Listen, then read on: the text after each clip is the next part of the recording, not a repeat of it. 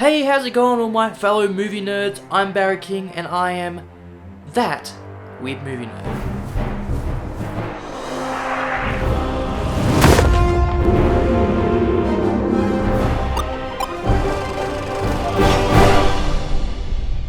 Now, I've got so much to say about this film, but I don't have the vocabulary nor the filmmaking knowledge about story and all that to blurt it out, so I'm gonna try my best. Sorry if you can hear my computer busting its guts out. It's currently rendering another episode, so you're gonna have to put up with that, sorry. First up, I want to talk about story. Now, it's conflicting, because it's not Seven, which is my favourite crime, but also it's not a full-on crime. It's got something happening behind.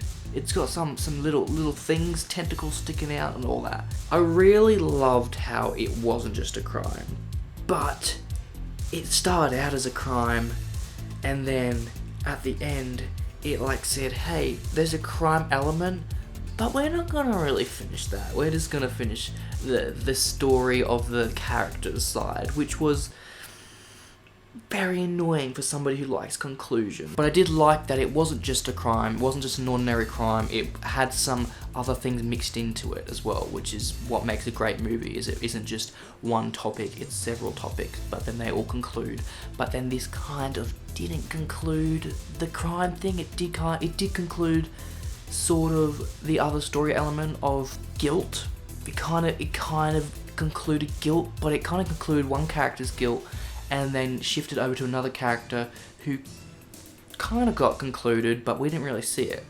But I guess that's the beauty of films and movies, is that it's all what you get from it. Now, there was definitely some very tense moments in there, and that's what you want from a crime, is you want there to be very tense moments where your toes and your fingers are just curled up and your butt cheeks are clenched. And it had those, definitely. I love that. But I feel like where this thing shined is not its story, but its characters. Now, Denzel Washington's character, amazing.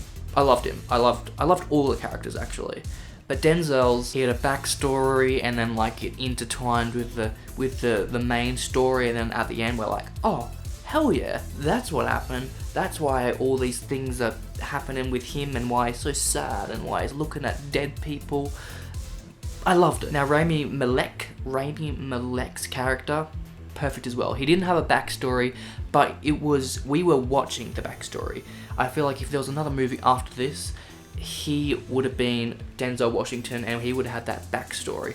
So we were kind of seeing Denzel's, I should probably call them by their character names. So we were uncovering his story, and then Detective Baxter, we were in the making of his backstory, if there were to be a sequel, which there isn't going to be. But you know what we're talking about? Two characters that are the same, but they're at different periods in their careers. And I loved that. Oh, that was so good. Juicy. Jared's character, I needed to double check if that was actually Jared Leto, because I could hardly recognize him. He's like Johnny Depp, how he goes so far into these characters that you sometimes can't even tell that it's Johnny Depp or Jared Leto. Albert, he didn't have any backstory, we didn't know anything about him when he came into the movie, two-fifths of the way through, but his personality was what gave him so much depth. He was such an interesting character. You were like, oh, I want to find out more about him. I want to know, did he kill him? I don't really care. I just want to see how he's connected into all this and why he's such a psychopath. And I loved it. I craved it. That is so good. It just goes to show that you don't need a backstory to make somebody interesting. Their personality can do that. And filmmaking. And acting from all the characters was above average. I would say it's an 8 out of 10. I wasn't completely blown away. Or maybe Leto, because I'm not sure if it was him or if his character was written really well, but that was a really good performance. Dialogue was, above average. I didn't gawk at it, but I also didn't laugh at it. It was just good dialogue that didn't take away from anything, but also wasn't so superior that it was the main cherry on top. Now, cinematography and all that jazz was superb, but it wasn't perfect. I reckon it's a 9 out of 10, just because some scenes I'm like, what? Why would you... some of the dialogue scenes especially were a bit like mediocre, and maybe that's because they had to rush it on day or something, or they didn't have enough prep time for it or something, I don't know, but it just wasn't up to par. Maybe that's because of the editing, especially when I first noticed it, it was between the captain of the police station and Deke. Editing between them talking was so weird, like really weird. Like, you'd have a person, oh, the computer's off. You'd have one character talking and then it switches to get the other character's reaction when we don't need it, because we saw the exact same facial expression, just one cut, 2 cuts before, when he reacted to the thing before. And there was some editing issues here and there, but like overall it wasn't too bad. It didn't take me too much out of it, but it was there. It was weird. I don't know what happened. Maybe it was coverage that I didn't have or something. Now the score was, juicy. I haven't listened to it on my computer yet, so I haven't like listened to every second of it and gone through in detail. While watching the movie, it didn't take away, but it definitely added. Sometimes when it played over the characters and you could see them thinking, it added to that thinking, and you were like, oh, okay, they're thinking. Oh yeah, okay. Now let's talk about the ending. Who directed this thing? I want to know who's responsible. John Lee Hancock. I'm not sure if this was your doing or the writer's doing or both, but what the hell is that ending? Why? As I said before, it's a crime, but then they really focus in on the character elements, the drama side of it, and then the crime was like shoved off and it felt like there was maybe a sequel coming, which there isn't going to be. I kind of like it because, you know, every crime finishes off with like the happy ending of finding the killer or something, or the killer dies or something.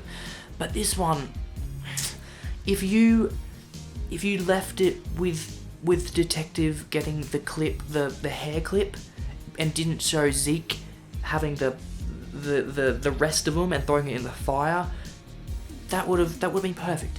That would have been perfect. It would have been like, oh, it's a little sprinkle of, hey, he was right, and you can take what you want from that, and that would have been perfect. Now I get the other side of it where they're like, yeah, but he killed a guy, so he shouldn't have that sort of guilt taken away from him. You can't really justify killing a guy and always being right, morally right and all that. Potato. I liked both endings. The ending they went with left a lot to be desired. But anyways, I did love this movie. I did love it because it was a crime, but it wasn't just a crime. They were like, here's a crime, but like, it's different. We got a drama element to it, which I can't say I've seen in a lot of crimes, but then again, I haven't really seen that many crimes. I also love when people in the movie say the actual movie title, and I think they said it like 2 or 3 times in this, so thumbs up for that. So, The Little Things. I am going to give it a 4 out of 5. It was going to be a 4.5 out of 5 until that ending. Feel free to tell me that I'm wrong in the comments. I love debating about movies, whether I'm right, whether I'm wrong. Do it anyways. I love it. Thank you all for watching. Let me know if I should review something next, because I'm always looking for new movies to watch and add to my watch list, even though I've got like over 100 movies to watch. But do it anyways. Thanks for watching. I'll see you guys in the next review.